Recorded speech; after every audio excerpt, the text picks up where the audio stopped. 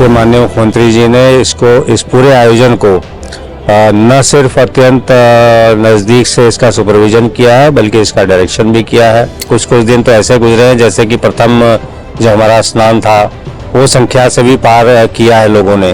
मैं जहां पर खड़ा हूं लगातार देखता हूं कि लोग जब आते हैं वो थके हुए होते हैं और पूछते हैं, ठीक सामने संगम है फिर भी एक थकी आवाज़ में पूछते हैं कि संगम कहाँ पर है। तो हम यही मान लेंगे कि ये एक परिवर्तन है, एक सुखद परिवर्तन है, जहाँ पर कि सभी की आस्था और गहरी हुई है। जब तक ये श्रद्धालु आ रहे हैं इनकी सुरक्षा के लिए, इनके स्नान के लिए तो फोर्स बना रहेगा जहाँ तक संभव हो पाएगा। तो यही कहा है कि वो एक दुखद घटना थी। इस तमाम हमारे इंतज़ामों के बावजूद ऐसा कुछ श्रद्धालुओं के साथ घटना हो गई। हर प्रकार के पुलिस बल को जोड़ ले तो 75,000 से अधिक का बल हमने इसमें लगा रखा है। कहीं न कहीं जो हमने यहाँ पर व्यवस्थाएं की हैं उसी का फल है कि जो है देश विदेश से ये करोड़ों की संख्या में लोग आए हुए हैं। मैं तो ट्रेनिंग में के दौरान ही हरिद्वार कुंभ में गया था और 2007 के कुंभ में भी यहीं प्रयागराज में ही आया था। तो एक तरह से मैं तो यहीं का पढ़ा लिखा हूँ। नमस्ते, मेरा नाम विवेक है। एनएमएफ न्यूज़ देख रहे हैं आप। इस वक्त मेरे साथ में महाकुंभ एसएसपी राजेश द्विवेदी जी मौजूद है, जिनके नेतृत्व में महाशिवरात्रि के दिन व्यवस्था जो है वो काफ़ी बेहतर तरीके से की गई है। खुद संगम द्वार पर सर यहाँ पर मौजूद है और निगरानी कर रहे हैं। वन वे बनाया गया है दोनों क्षेत्रों को। अगर देखा जाए तो जाने का रास्ता इधर है, आने का रास्ता उधर है। सर से बात करेंगे कि महाशिवरात्रि पर क्या कहेंगे और आखिरी स्नान है, किस तरीके से व्यवस्थाएं मैनेज हो रही। सर बहुत बहुत स्वागत है। Thank you. जैसा आपने नोटिस किया होगा, आमतौर पर माघी पूर्णिमा के बाद मेला समाप्त समझा जाता था जी। और ये महाशिवरात्रि का पर्व स्थानीय लोग मनाते थे। लेकिन इस बार जनता का, श्रद्धालुओं का इतना उत्साह रहा है कि लगातार इनकी संख्या बढ़ती रही है और कुछ दिन तो ऐसे गुजरे हैं जैसे कि प्रथम जो हमारा स्नान था वो संख्या से भी पार किया है लोगों ने। तो ऐसा हम यही कहेंगे कि जो यहाँ की व्यवस्थाएं हैं, पुलिस और प्रशासनिक जो सुविधाएं मिल रही हैं, जो सुरक्षित लोग महसूस कर रहे हैं, नहाने में जिनको जो सुगमता है, इसको देखते हुए वर्ड ऑफ माउथ से संदेश गया है पूरे भारत में कि ऐसा ओकेजन है जिसको मिस नहीं किया जाए।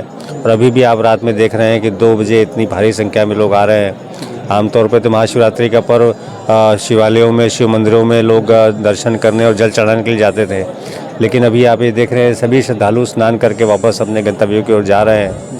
तो हम यही मान लेंगे कि ये एक परिवर्तन है, एक सुखद परिवर्तन है, जहाँ पर कि सभी की आस्था और गहरी हुई है। और जैसा कि हमारी व्यवस्थाएं पूर्व में रही हैं उनको और सुदृढ़ करके हम इन सब का सुगम सुरक्षित स्नान करा रहे हैं। जी।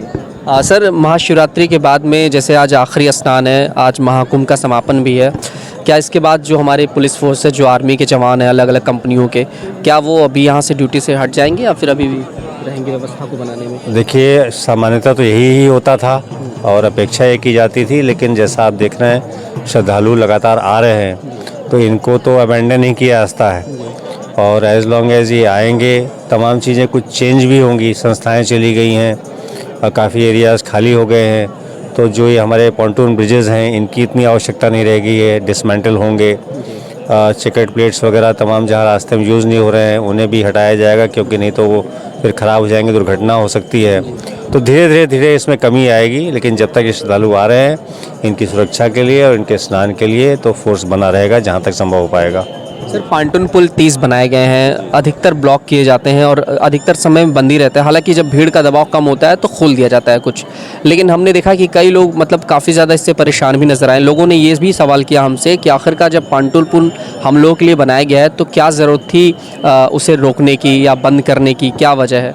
देखिए, एक साइकोलॉजिकल बात है और ये तो बिल्कुल सही है सोचना किसी का कि ये जब बना है तो उसको यूज़ क्यों नहीं करने दिया रहा है, लेकिन एक सिंपल सा फैक्ट है कि ये पॉन्टून पुल सिर्फ और सिर्फ इसलिए बनाए गए हैं कि यदि जो हमारे तीनों स्थान हैं, परेड, अरेल और झूसी, कहीं भी अगर दबाव होता है श्रद्धालुओं का तो उसको वहाँ से इवैक्यूएट करने के लिए इन पुलों का यूज़ किया जाएगा।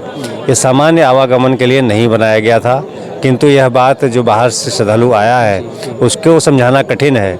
इसमें से कई मार्ग हमारे ज़ीरो रूट के लिए, इमरजेंसीज़ के लिए है, वो हमेशा ही बंद रहते हैं। तो उनको दिखता है कि इतनी भारी भीड़ है, ठीक सामने एक खाली ब्रिज है, हम क्यों नहीं पार जा पा रहे हैं। किंतु फैक्ट ऑफ द मैटर यही है कि ये पॉन्टून ब्रिजेस सिर्फ इवैक्यूएशन के लिए बनाए गए हैं और जब जैसी आवश्यकता होती है हम उसको खोल करके जनता को इवैक्यूएट करते हैं। सर, सफलतापूर्वक ये पूरा कुंभ हुआ। हमने ओपिनियन में जब लोगों से बातचीत की तो लोगों ने, आप लोगों की भी तारीफ़ की। प्रशासन व्यवस्था काफ़ी अच्छी है, चलने फिरने से लेकर के हर एक जगह पर जो है काफ़ी अच्छी व्यवस्था है। लोगों का बात व्यवहार भी जो है पुलिस फोर्स का और हमारे जवान का सही है। लेकिन एक चीज़ जो कि एक भगदड़ हुई, उसमें दाग सा लग गया एक छोटा सा, लेकिन क्या लग रहा है उसको, उसके बाद में व्यवस्थाएँ कैसे मैनेज हुई, क्या क्या तैयारियाँ की आपने जिसकी वजह से बाकी के जो स्नान रहे वो सफलतापूर्वक हुए? देखिए, जहाँ तक घटना की बात है वो सजुडिस है और उसके बारे में तो यही कहा जाता है कि वो एक दुखद घटना थी। तमाम हमारे इंतज़ामों के बावजूद ऐसा कुछ श्रद्धालुओं के साथ घटना हो गई, किंतु उसके बाद जो लगातार अन्य स्नान हुए हैं, शाही स्नान भी हुआ, अमृत स्नान भी हुआ और ये उसके बाद से तीसरा स्नान है और श्रद्धालुओं की जो ये भारी संख्या में इनका आगमन हो रहा है, आप ये मान सकते हैं कि इन्होंने ही मुहर लगाया है हमारी व्यवस्थाओं के ऊपर, एक आस्था प्रकट किया है पुलिस के ऊपर, प्रशासन के ऊपर और शासन के ऊपर कि उन्हें ये विश्वास है कि हम उन्हें एक सुरक्षित और सुगम स्नान देंगे। ये आप स्वयं अपनी आंखों से देख सकते हैं। सर, कितने फोर्सेस तैनात रहे, कितने हमारे पुलिसकर्मी लोग तैनात रहे, ड्यूटी का थोड़ा सा बताएं डेटा कि आखिरकार कितने लोगों ने इस महाकुंभ में अपनी भूमिका निभाई? देखिए, मौनी को अमावस्या के समय से ही जो हमने ऑगमेंट किया और प्लस स्नान दर स्नान और उसको ऑगमेंट करते गए, तो हम तो ये मानेंगे कि हर प्रकार के पुलिस बल को जोड़ ले तो 75,000 से अधिक का बल हमने इसमें लगा रखा है। साथ साथ इसमें जो सिविल डिफेंस है और जो हमारे NGOs हैं, PRDs हैं, इन सबको हमने जहाँ भी हमें आवश्यकता हुई हमने यूज़ किया है और अब तक हमने इस स्नान को पूरी सुगमता से करवाया है। योगी जी के लिए क्या कहेंगे, किस तरह से उनका व्यवहार रहा, किस तरीके से उन्होंने आप लोगों का सहयोग दिया, क्योंकि पुलिस प्रशासन और जो शासन है, सरकार व्यवस्था जो है, उसमें किस तरीके का सहयोग बना रहा है एक दूसरे के लिए? देखिए, माननीय मुख्यमंत्री जी ने इस पूरे आयोजन को न सिर्फ अत्यंत नज़दीक से इसका सुपरविज़न किया है बल्कि इसका डायरेक्शन भी किया है और किस तरह से सुरक्षा व्यवस्था होनी चाहिए, किस तरह से हमें श्रद्धालुओं के साथ व्यवहार करना चाहिए, कैसे उनका एक कन्वीनियंट स्नान होना चाहिए, इस सब को जो है सतत उनके द्वारा डायरेक्ट किया गया है, जिसका कि पुलिस बल द्वारा 100% पालन किया गया है। महाकुंभ 144 वर्षों बाद आए, 169 साल बाद अब अगला स्नान आएगा। शायद जो लोग अभी जीवित हैं या जो जन्म लेंगे उनको भी जो है ये मौका नहीं मिलने वाला अब।